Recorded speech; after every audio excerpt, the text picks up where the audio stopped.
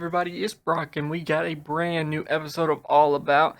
I'm glad you're all here with me today. I hope everyone has a wonderful week coming up.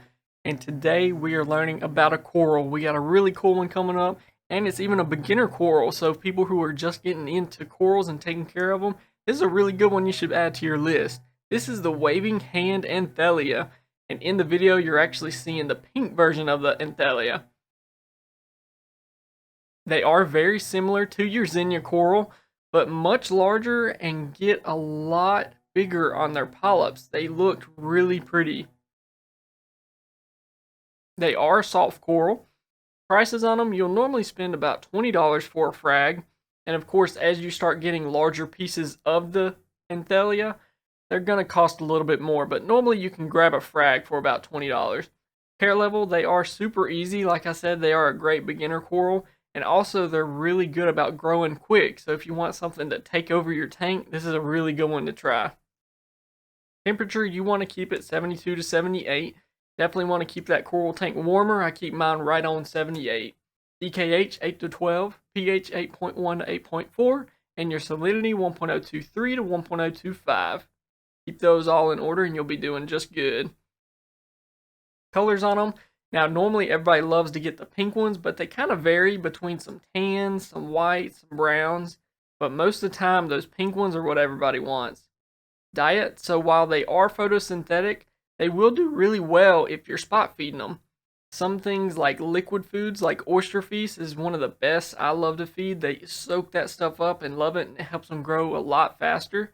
Also, reef-roids, just any of those liquid coral foods that you can squirt into the tank, into the flow, and let them eat it, they'll do really well with that.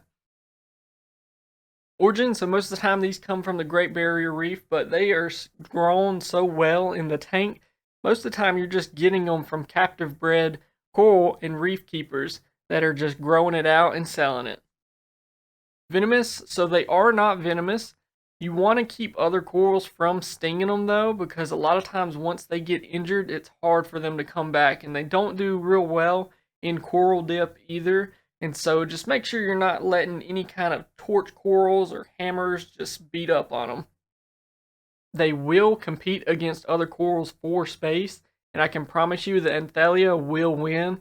They are like your green star polyps, your GSPs. They just grow and grow and grow. If two rocks are touching, they're going to be grabbing onto that rock and continuing to grow across it.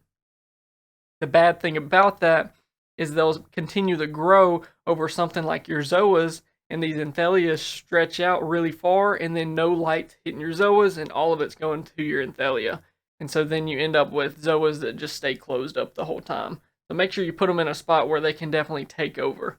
Now, getting right into it, placement, anywhere. Normally, we like to put them at the bottom because they're easier to control on a rock at the corner of the tank, away from everything else.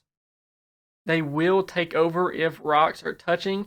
No matter what, it's just like your green star polyps. If they can grab this rock, connect it to the rock to the right of them, they're going to keep growing across it. So sometimes if you want to take control of these, you want to put them on a rock that's not touching anything else. That way they'll cover that rock and look real pretty, but they won't be taking over your entire tank. Current, you definitely want a medium to high current as they are eating and getting food. It gives them that really nice flow look that you see in all the videos. It's where they get their waving hand name from. They love a lot of current hitting them.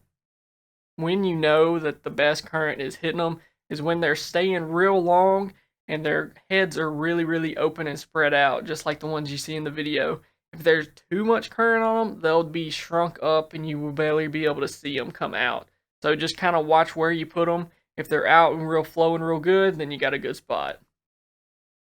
Lighting, so it doesn't take much to keep these guys alive. Just some decent LEDs or even some T5 bulbs, whatever you have, they will help grow these corals really well.